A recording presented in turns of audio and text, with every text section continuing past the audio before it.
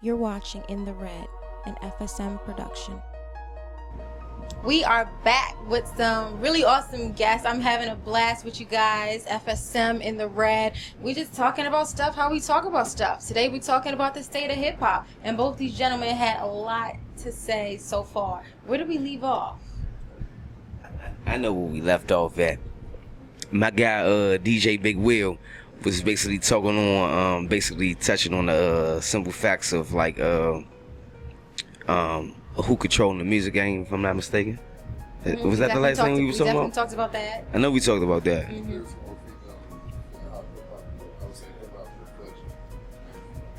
Well, let me ask a different question. Let's get off of females. I mean, I did want to ask, what do you guys think the next female hip hop artist is going to look like? Do you think we're ready for her? What do you think she's going to look like? That was but the last thing we were talking talk about the youth. I want to touch on this because we're going to be running out of time. We can always do part 2. Stay tuned. But I did want to talk about the youth right now.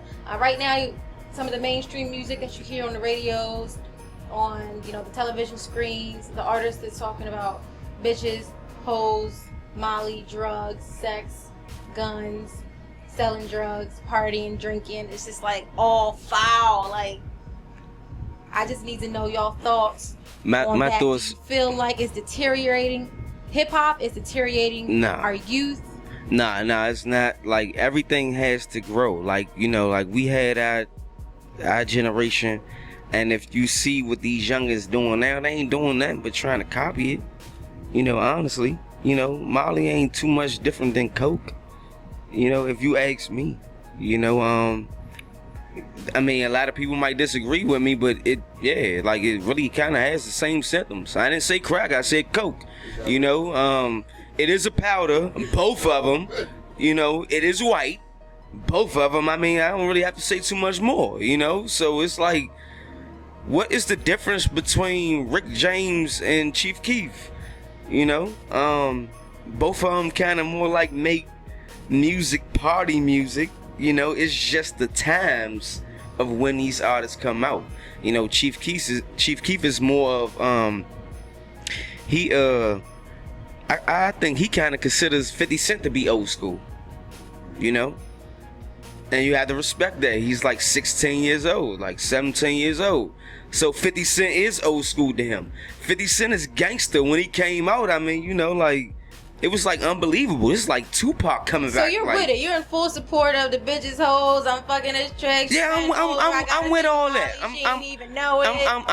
that. I'm with all that because to be honest, I'm with all that because to be honest, it ain't nothing that a female ain't did to a guy. So now it's tit for tat. Nah, it ain't tit for tat. It's just real. Baby girls. It's just real. It's just real. Like, it's not tit for tat, but it's just real. Females have did it to the guys.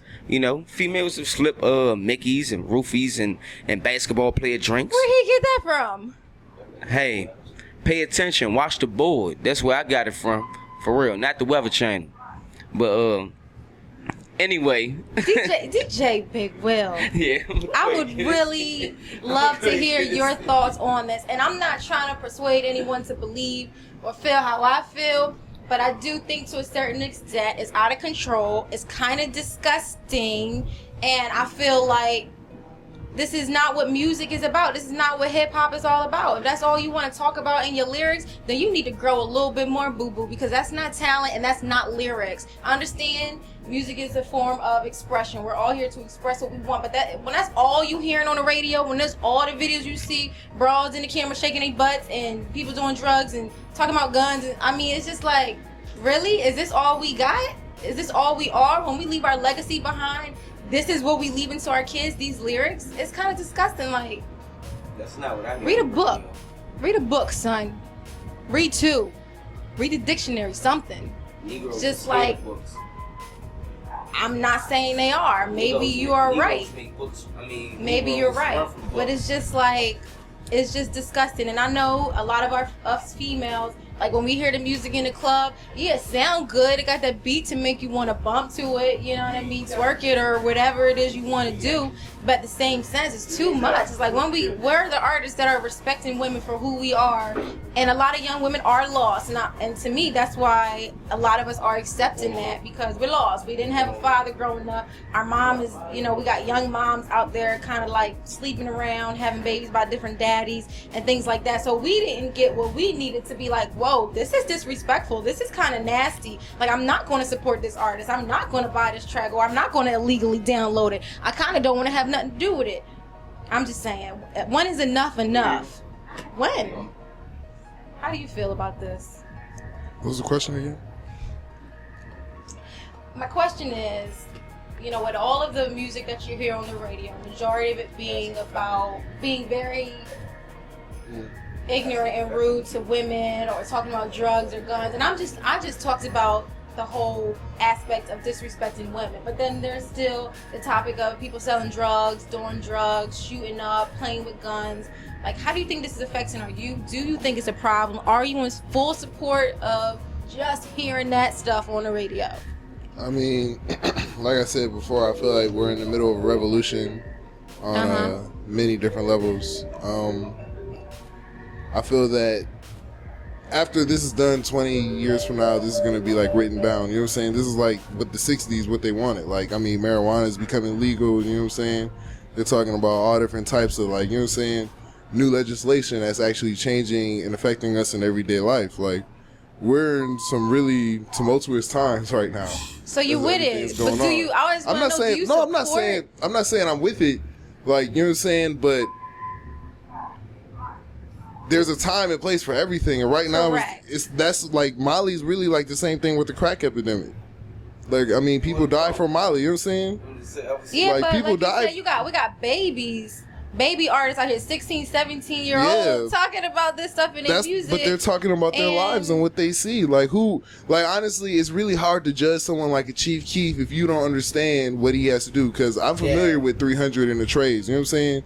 Like, that's some stuff where, like, they get down when they're 12. You know what I'm saying? You're a kid. Like, for the first couple of years of your life as a child, when you're 6, you don't learn. You're not even fully, you know what I'm saying, cognizant. Like, you're not aware. You just learn everything that's around you. You're learning your environment. It doesn't even cut off. Like, you're not even completely cognizant at the age of 12. At the time when they're making you get down. Like, you know what I'm saying? Like, you're still learning the environment, the world. You're learning relationships with people. And this is all they've ever experienced. This is all they know. That's why I said pick up a book. Like, maybe it's time for a change. They pick up books, but it's different books than what we read. Yeah, well, pick up something just a little bit more intelligent, something that you could give back to our society. Stop dumbing us down. You gotta put this in a place where young girls are feeling degraded. Then it becomes like to a point. It comes to a point to where you have to do something to help them out. Then, however you can, because really, it's each one reach one. It's each one reach one. Tell them what to do. Pick up a book. Each one teach one. I'm teaching. I definitely. Somebody got a book? Anybody got a book? I definitely want to say this as far as like the younger generation. Like when I was young, the older crowd, regardless of what the age bracket was, and I was young in the 90s when a young guy could come outside and make $10,000. That was very possible in the 90s. Nowadays, these little guys lucky if they come outside and make $100. It's a lot more young bums out here. Nowadays it's like, like you really have to embrace these guys, in order for the change to really come. Because hip hop ain't really start off how it's going now. A lot less people is buying CDs. Like, people love hip hop, but they not really supporting hip hop like they love it, because a lot of people like really like just giving BS music away, BS images. They not telling the truth about themselves. And nowadays, if you are telling the truth about yourself, you gotta have reality show. You gotta sell your life for real. Like, your baby have to be on TV every day for you to blow. Like, and that's really like unfair. Like, for real, like, for artists. Like, that's why I say, like, you really have to show love to these artists, because an artist like Chief Keef, he don't do interviews. you know. And to be honest, you really like at one point in time, I'm like, you know, all right, who he think he is? Like, he don't do interviews, you know what I'm saying? And to be honest, like your fans, like kind of like want to know who you are, but I kind of understand where he's coming from or who's older over him, and letting him know, like, you know, don't even go that route because of the image that you have. It's very irregular right now. It's not normal to be a gangster now. You know what I'm saying? It's not normal to be a gangster now. Like, it's normal to be a lame now. It's normal to be a liar. Like, somebody who's not really about what they say they're about. Like, you know, I don't really want to call no names because it's not that type of interview, but that is what's going on now. Put a couple out there. This is well, I'm gonna put it like this. I'm gonna put it like this. I'm gonna put it like this. As far as DC or DMV goes, you know, the DMV have not seen a real genuine artist yet. You know, and that real genuine artist, I promise you, the bus drivers going on, crackheads on the corner is going on, the bartenders in every club is going on, or her, or whatnot. It's not gonna be like, oh, they just blew, they had this fan base, and no, this is not that type of area. You know, this is not New York, this is not Atlanta. Like, it's not 5 million people here. You know, like, you have to really be real about it. Like, when these people come out and they say who they are, like, everybody from here know that this is not a blood and crip city. This is like a block city that you rep your block. Like, whatever street you from, you come out and you see that the name of that street sign, you rep that. You about that. Like, that's what you live and die for. That's what the people around you live and die for. That's what DC is known for. DC have not shown the world the real DC. For real. No matter what these people may think they have seen, y'all ain't seen the real DC. Who on your playlist? Who's on your playlist? I need to know. On my playlist? Who's the top 3 people on your playlist right now? On my playlist? Your MP3 player. Who's on your MP3? Top 3 people on your MP3 player. A lot of y'all might not know. Max B. Y'all ever heard of Max B? Okay. I'm a real big Max B fan. Shouts out to Max B. He doing 75 years. One of the best artists out of New York. Actually, he had a lot to do with French Montana being in the situation he in right now. Let's see, man. I love 2 Chainz, and I'm gonna tell you why.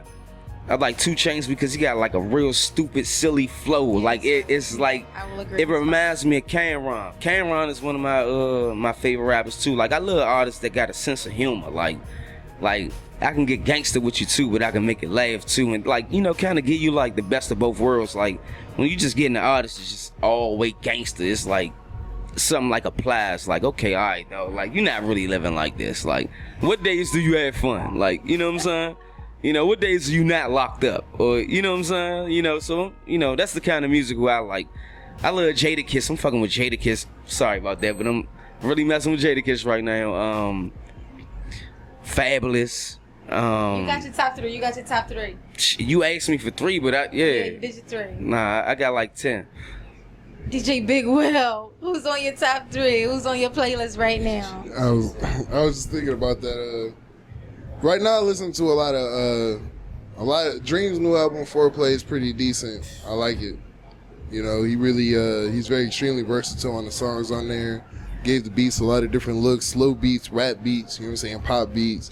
It's pretty decent, especially he produced a lot of it too, so it's kind of amazing to see what someone can do when they really, like, take music and make it their art and their craft, and they shape it to exactly the image that they're thinking about. Mm-hmm. You know what I'm saying? You see the individualism, and you see that greatness come out of them. Also, like Future too. Like, you know what I'm saying? People say Future Hendrix, like, for real, the way Future come on the tracks, like, he's like, he really be surprised. Like, I'll be waiting, like, what's he gonna do now? You know what I'm saying? Like, the way he comes on. I can't really think of a third person for you. You will come back to that in part 2? Maybe. Hip hop's not exciting me so much right now. It's only a couple artists I'm really messing with. Okay, I'm not mad at that.